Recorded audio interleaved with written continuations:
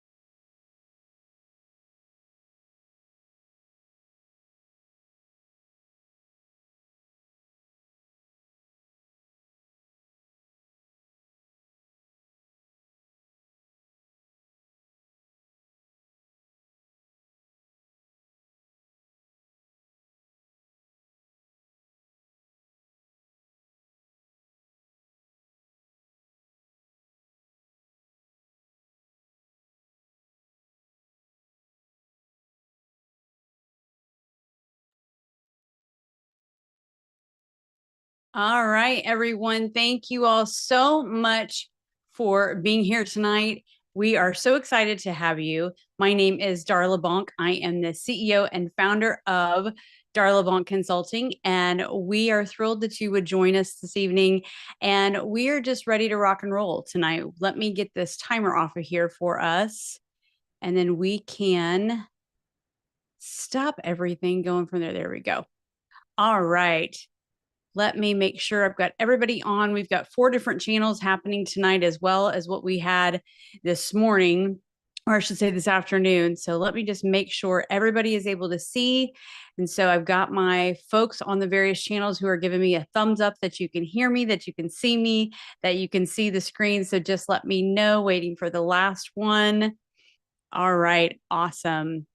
Thank you guys so much for joining. We are talking about the future of leadership and maintaining human-centered impact in an AI-driven world. So let me go ahead and start sharing the screen, and we will rock and roll here for you all. All right. As I said, my name is Darla Bonk, CEO and founder of Darla Bonk Consulting, and I am CEO, business strategist, leadership mentor, podcast host, and speaker. And one of the things that I really want to share about in my personal journey of the road to AI, as I might say, is kind of how my husband and I stumbled through this process. So we started our business back in 2015. It was a manufacturing business, which we still have today. We started it with 2 employees, very machine heavy. And we really had to make sure that we were selling to our employees what we were trying to build. We knew it was going to be a long time to make it happen. We knew it wasn't going to happen overnight. And we got our employees and our team to really buy into the vision that we had cast for where we wanted to be. Fast forward to now 10 years later, we have over 20 employees, 17 machines. We are sending out our materials all throughout the United States and the world. And we are doing it with a group of people who we love dearly. We care about them. We care about what happens to them. But we have had to iterate along the way as technology has improved, as we've needed to improve efficiencies and do cost containment from COVID, all of the things. And then fast forward once again to where I started my consulting company out of our current company, largely because we were being asked how we were doing things and how we were able to make them happen in a strategic, meaningful, efficient, cost effective, and profitable way. So I began really going out to companies and sharing what our models were, what our modalities were, and what our methods were to be able to make it work. And I began to really build this business on the consulting side, having to do this much like I'm doing right now through a computer screen at odd times of the day, because my clients are all over the world, and really making a human connection through technology. And that's not easy to do because we're used to a world where we were face to face for so long. And while that is changing some ways, some of you are hybrid, some of you are full time back in an office, some of you are going to be forever remote. the need to make a human connection still exists, even though we are utilizing the technology. So I began to really investigate and invest in the AI modalities that would make me a better leader, me a more effective business owner, a more efficient business owner, understanding the tech stack that would work for me. And I have embraced it, but I understand not every leader is there.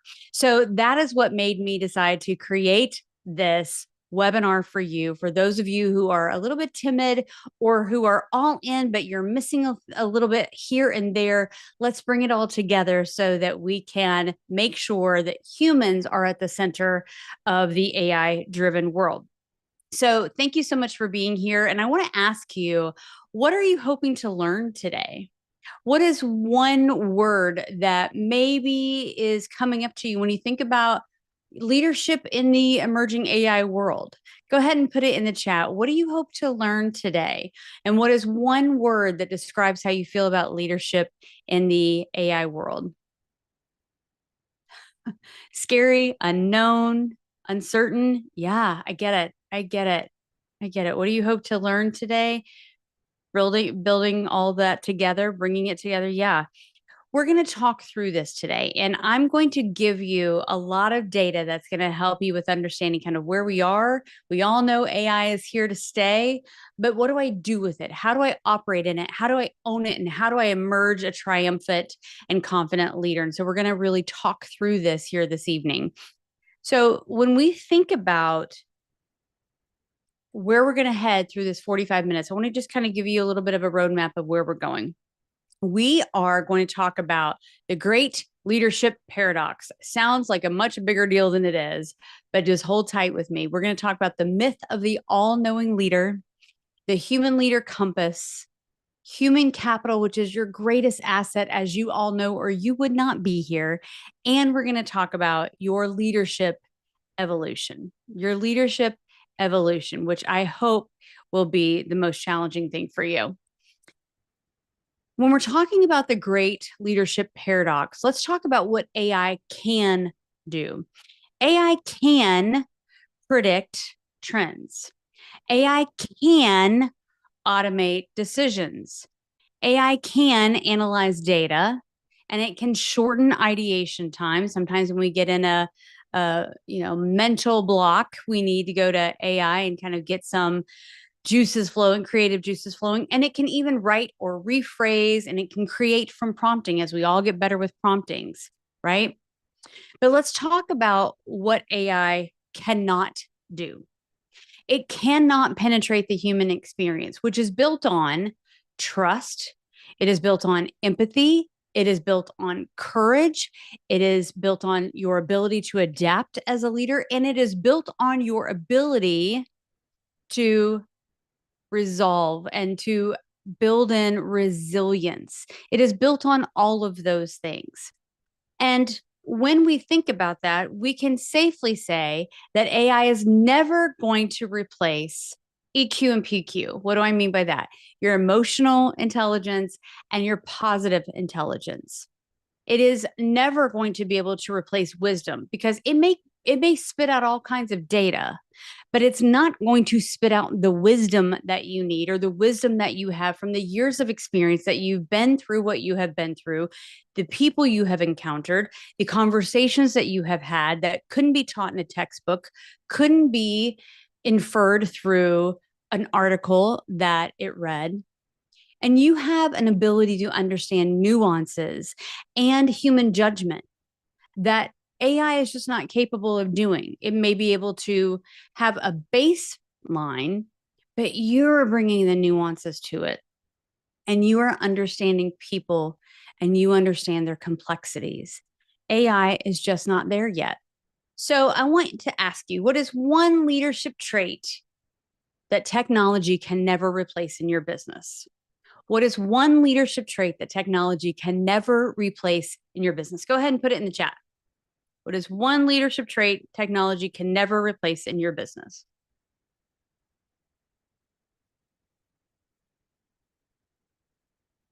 Yeah, that was actually the same answer people said earlier today, is bringing people together and having conversations all in one room. Yeah, because you're only as good as the data you're putting in, right? It's still sourced from the data we're giving to it. So let's talk about what I refer to as the great leadership paradox. And I can't take all the credit for it, but there are some issues that we're working through where AI can predict trends, it can automate some decisions, and it can even analyze maybe even certain behaviors faster than humans could. However, 78% of organizations are now using AI in at least one business function. But some say that could make leadership obsolete. And you're here because we all believe that is not true. Because leadership, guys, is not a data point, it is a human experience, right? And I want to talk through this paradox here for just a minute because it's going to set the tone of where we're going tonight. So there's tensions that you're going to face daily as a leader. And these are not just nice ideas to have. These are things we're going to have to learn how to navigate through strategically. So I'm going to go through these very quickly. You can really do some more research on your own time, just Googling this. But PwC put this out, and it's a really exhaustive study on the paradoxes of leadership facing us today. So we're going to talk about the humble hero, the strategic executor, the traditioned innovator, the tech-savvy humanist, the globally minded localist, and the high-integrity politician. And bear with me because it's not exactly what you think it is, but it's going to make sense to us all. So when we start to talk about the tech-savvy humanist, we are looking at a leader who is able to use AI to gather insights. You're going to put something into the AI tool, and it's going to spit out some data for you that's going to allow you to get some insights that maybe would take you hours if you were reading every word of something else. It can allow us to embrace automating the mundane and speeding up decision making. But always before acting, what the tech savvy humanist is going to do is stop and pause and say, who is affected? What human impact will this decision have? Because AI is going to give you information, but you are bringing the wisdom. Okay. So that's our tech savvy humanist. And some of you may relate to that if you do put that in the chat. Then we have our humble hero. And this is the person, the leader who is able to admit when they don't have all the answers.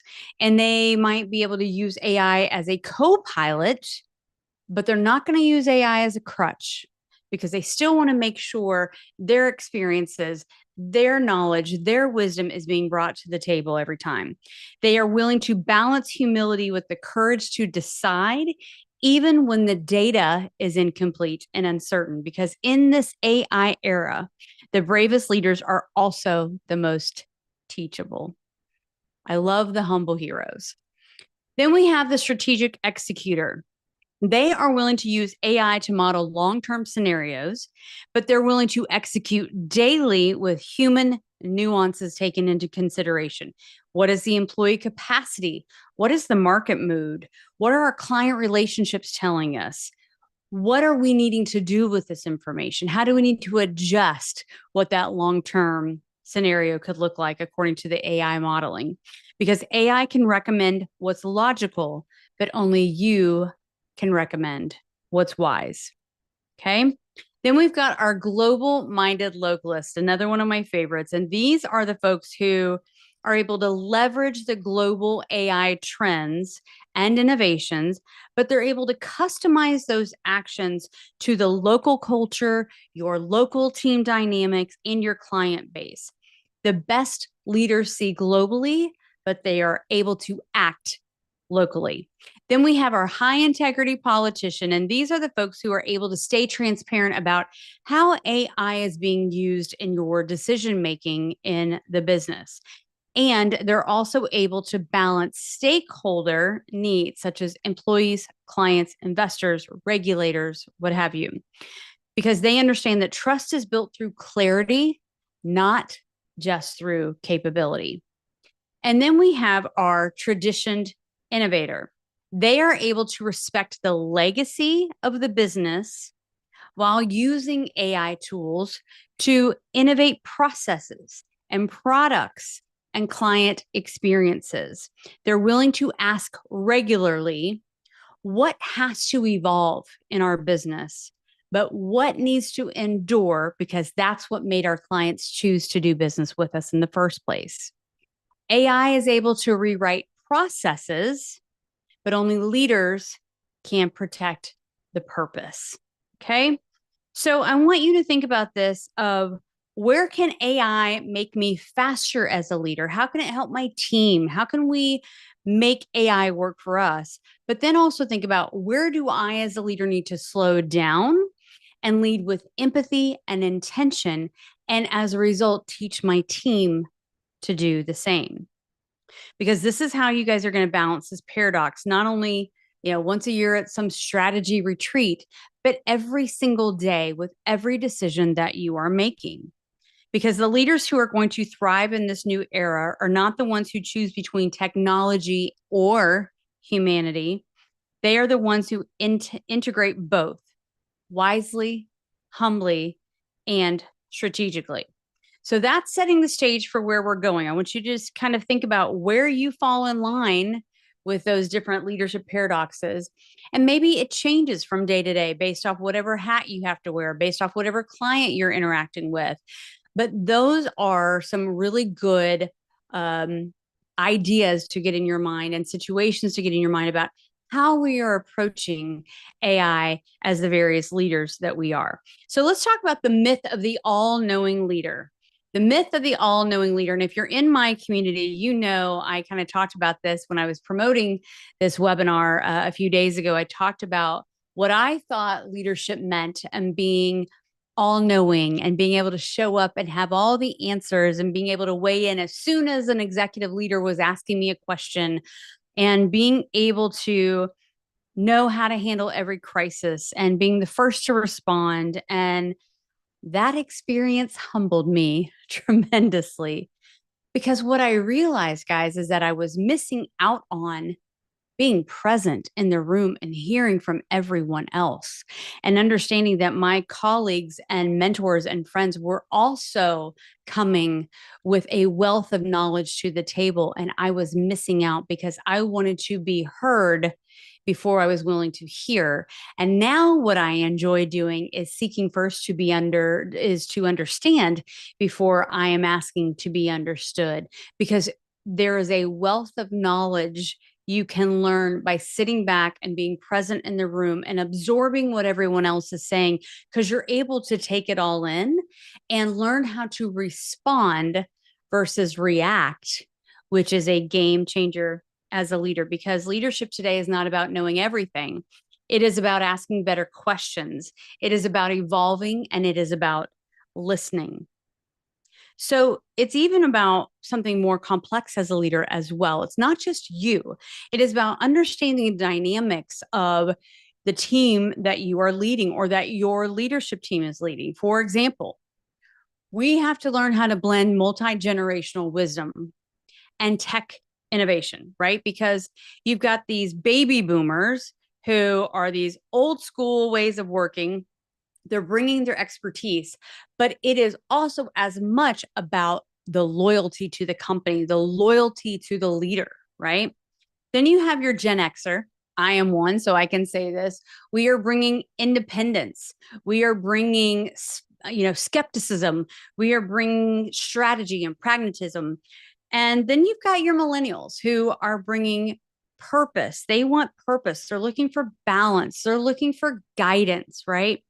And then you have your Gen Zers who are looking for speed, efficiency. The meetings to have meetings about the world of work drives them crazy. And they're also looking for authenticity, right? So a recent study shows that according to Asana, 58% of employees say 58% of their time is being spent on work about work, whether it be coordination, duplication, administration, rather than strategic thinking, innovation, delivering customer value, and it is driving your Gen Zers and millennials crazy. Whereas maybe your boomers and Gen Xers might not mind meetings about meetings because it makes the day go by, what have you. There's a productivity piece that Gen Zers and millennials are looking to have, because if I'm going to show up and take time away from my family, I want to make sure that there is a productive outcome as a result. Not to say all of those are universally or exclusively true about every single generation, but we are asking our leaders to blend all of those different mindsets together, as well as incorporate a tech innovation that is taking place. And they're like, where do I fall in line? Where do I fit? How do I make this work? Well, your job is not to manage all of these differences.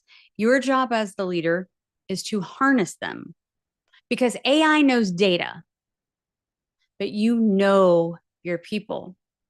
AI is not able to bridge generations, but you can. So your role as the leader is to harness the strengths across generations and to leverage the tech to enable people, not replace them. And when you can start to get this messaging out to your team consistently, maybe they can take a breather. Maybe they can decide to embrace a little bit more of the technology, because I'm not being asked to be replaced by it. I'm being asked to leverage it. And I trust my leader that they're going to make sure that I'm not left behind in the process. So here's a question for you. Which generation do you feel most connected to in your leadership style? Not necessarily based off who you are, but in how you lead. Which generation on your team tends to mesh with you the best, jive with you the best, whatever the terminology needs to be for whatever generation you're from? What generation do you feel most connected to in your leadership style? What generation do you feel most connected to? And why does that even matter? Let's talk about that. Because 33% of employees report workplace tension or conflict due to poor or unempathetic AI implementation. Why does that even matter? Why does that even matter? Because you're being asked to leverage all of these different generations, and you're being asked to implement this AI tooling or modalities or methods and models. And your employees are like, I'm just being asked to do this and no one's paying attention to me. What an incredible opportunity for you as the leader to bring those two worlds together and say, employee, I hear you, I see you, I understand you, I'm listening to you, and your expertise can make us able to leverage this technology in a more cohesive way, in a more succinct way, and a more effective way, so that our clients stay with us, our other employees stay with us, our market share continues to grow, and we continue to improve our profitability so that we can grow and scale. That's why it matters. Okay. So let's talk through now the leadership compass, the human leader compass. And this is what I really want to spend some time on, because this is what makes all of this come together. Okay, Darla, I understand this. We've got a lot of work to do. How in the world do I do it? Well, I've got 3 pillars of the future ready leader that I talk to my clients about all of the time, and everything that they bring to me, whether it's a symptom or whether it is the actual root, can get funneled into these 3 things: awareness, wisdom, compassion. Awareness, wisdom, and compassion. So let's first start off with awareness. Being aware as a leader is everything. For me, as a multi-business owner, it is everything. When my employees and my staff are aware of what's happening, can anticipate what's happening, that is something where I know, wow, that is one less thing I have to do. So if you're a C-suite leader, if you're a mid-level leader, and you are able to be aware of not only what's going on around you, the room, the conversations, and of yourself, You are a leader I want to hang on to. If you are a leader that is just executing and you're not really bringing anything else to the table, you're a manager. And there's a huge difference. And I'm not discounting a manager. There are times where I need a manager to do very specific things. But leaders grow leaders. And part of leadership is being aware. And that includes yourself. So you can use the AI for insights, for data, for processing through pages of information much faster so you don't have to read every line. But you have to show up and hone the self-awareness. You have to show up and hone the organizational awareness. So let's talk about it this way. When you are leading with your team, with peer groups even, as it pertains to the world of AI, let's be very specific and stay on point. Who are you not seeing? Who on your team is not being heard? And how are you bringing them into the mix of discussions and opportunities? Why does that matter? Because oftentimes your wallflower or your introverts actually have the solution, but they don't want to speak up. They don't want to sit there and step on anybody's toes. They don't want to sit there and, keep Billy Bob from being the one who is heard in the room because he's always the one heard in the room. But maybe, just maybe, if you pay attention to who you're not seeing and who you're not hearing from, you could understand that they have sat in that room during that entire meeting, for example. They have listened to everybody else. They have processed through the filter of information. They have heard the emotive responsive. They have heard the tactical responses. And they've built together and put together a plan that can make it work for everyone. But maybe they will never be heard because they were never called on, or they don't want to disrupt the flow and energy of the group. They are willing to sacrifice for the good of the group rather than saying, this is the best solution, regardless of what people think of me. That's your job to train and coach, right? So how are you bringing them into the mix of discussions and opportunities? How are you paying attention to the room and saying, I need your input. I want to hear from you. You've been quiet for a few minutes. What have you heard? What have you seen? What are we not talking about that we need to be talking about? What's missing from the conversation? And getting them to weigh in a way that makes them feel comfortable and makes them feel needed in the discussion. So what is your level of awareness? And not to challenge you too hard, let's celebrate for a minute. What's one area where you've become more aware as a leader this year? Put it in the chat.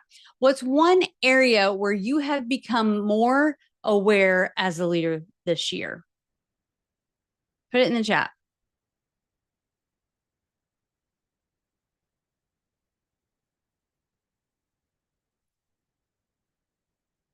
Yeah.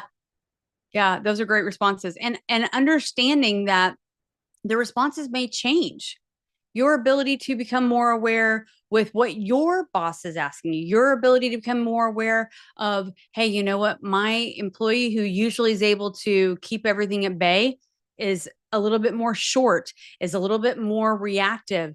Well, maybe there's something going on at home. I need to ask him about what's going on with the family. I need to be more aware of what's going on with them. Those are all great responses. Thank you for sharing them. Pillar number 2, wisdom. Wisdom. This one is my favorite, so I may harp on this even longer than I did on the awareness piece. But think about it this way. There is wisdom in knowing what you can delegate to technology, your routine, your mundane tasks.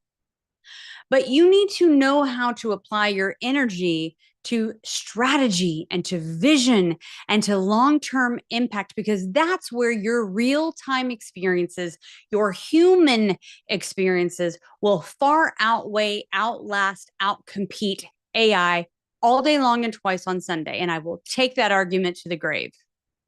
So Find out from your team, what are these routine tasks that we could delegate to AI? How can we make AI work for us? Why? So that it frees up our capacity to be able to be better thinkers, to do those tasks that we love doing.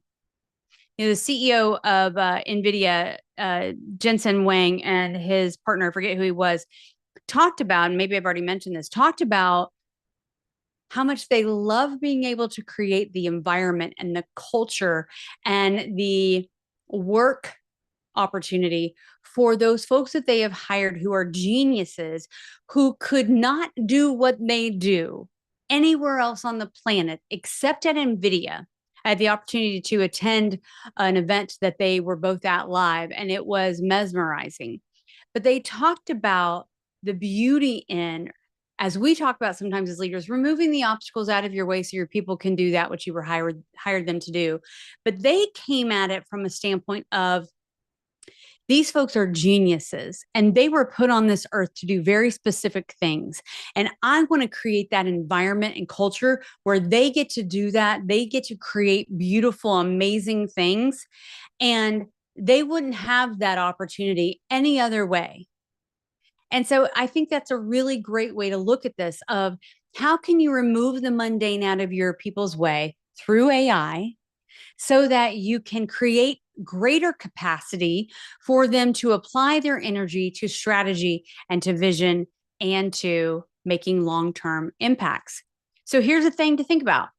If AI could take one task off your plate, off your team's plate, what would it be? What would it be? Scheduling? Yeah.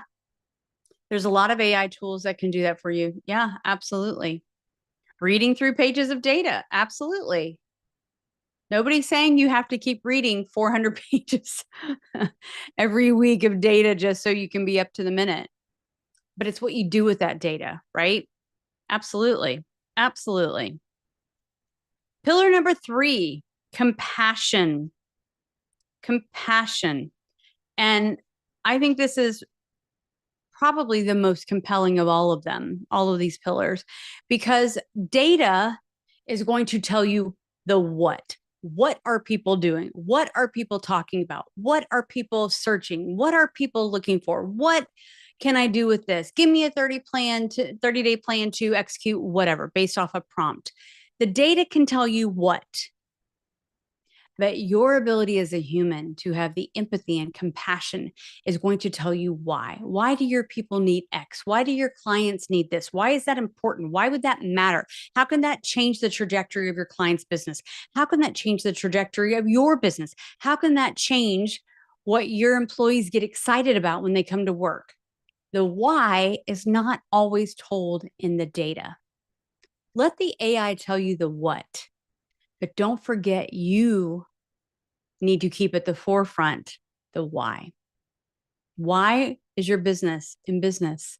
Why do these clients matter to you? Why should your clients continue to do business with you? Why should your employees continue to show up every day for you? And I argue compassion is not soft. It is a strategic advantage. It is a strategic advantage. So let me ask you this. What is one way that you can show compassion in your leadership? What is one way that you can show compassion in your leadership? Or show more compassion in your leadership for those of you that are on your PQ and EQ journey?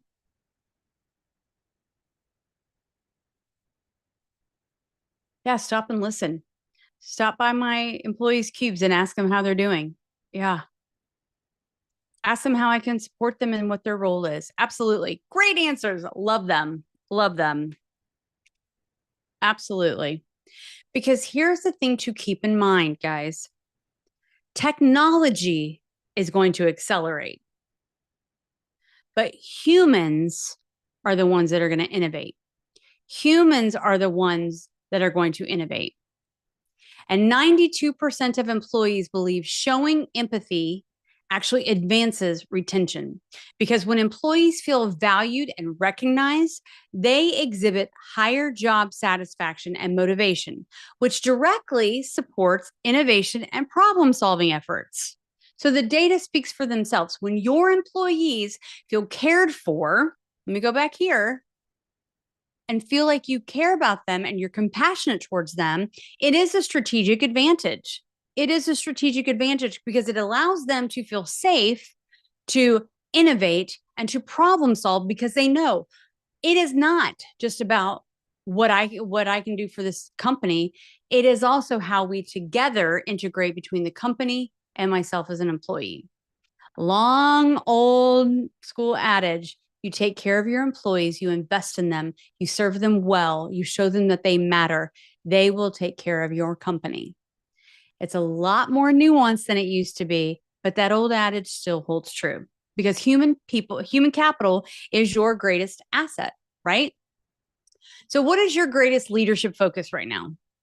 What is your greatest leadership focus right now? Put it in the chat. What is your greatest leadership focus right now? Hiring, retention, talking your team off the ledge from tariffs. No, I get it. There's a lot of external factors taking place, right? But if you don't have an idea of who you are as a leader, who you are and who you aren't, what your value system is, what the systems are that you have put in place so that your team knows the framework within which you're asking them to work, all these outside influences begin to matter, right? They begin to infiltrate your team and your dynamics. But if you keep a boundary system and a framework that is solid, that your team knows whatever these outside influences are, we're going to make it work and we're going to do it together, arm in arm. It changes the game. It changes the landscape. And it doesn't matter if they get offered 10 grand more to go work somewhere else because they say, you know what? This is where I want to be. I believe in what we're doing here. Now, granted, 10 grand may change someone's mindset to go to another company. But while they are in your charge, you have done everything possible as the leader to make them better professionally, personally, and build in resilience for them. Okay. So by the end of 2025, AI is projected to create 97 million new jobs while displacing 85 million jobs. So it is a net positive, but the difference is going to be in the shift that requires adaptive, emotionally intelligent leadership. Emotionally intelligent leadership is going to be what is needed. That's going to be what is needed. So let's talk about, I've kind of given you a lot of data. I want to talk through a praise and a challenge section for you. I want to praise what you've done, which is be here, you've shown up, you're engaging in activities that will make you a better leader. So I want to praise the efforts that you're making. I want to praise the results that you have, the team that you've acquired, the amalgamation of the successes you and your team have had. Congratulations. And I want to challenge you to be willing to step up and shape and face the future. I want to challenge you to not fear it because there are a lot of unknowns, maybe more unknowns than we've ever had before in human history. But you're also leading like nobody else has ever done before. You also have a team that nobody else has put together before. You are worthy of doing great things. You were put on this earth to be a masterpiece. And so I encourage you to step up to the challenge that you are as a leader. And I would encourage you to take on this mantra. I will not be outpaced by technology because I will use technology to amplify what only I, as a leader, can do. Lead with vision, lead with courage, and lead with humanity. And lead with humanity because the leaders who embrace these questions that I'm about to ask you and can make evolutions as leaders won't, they're not just going to survive the next era. They're going to be the ones to define it. So let's talk about this leadership evolution, shall we? What is one leadership commitment that you are taking with you today? I want you to type it in the chat. I want you to type it in the chat. What is one leadership commitment that you are taking with you today? And here's 3 more questions for you. And these you're probably going to have to sit in, and that's okay. Because again, like I said, I'm giving you all kinds of data.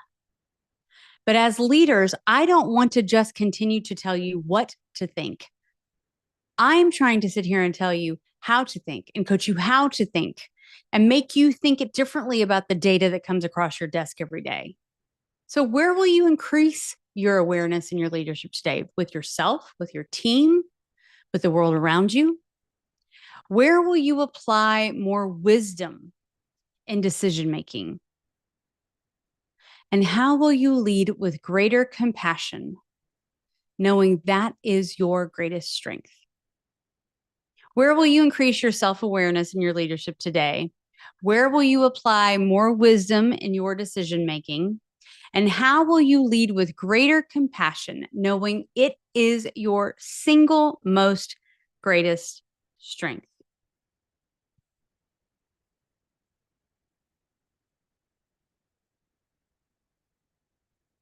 Great questions, right?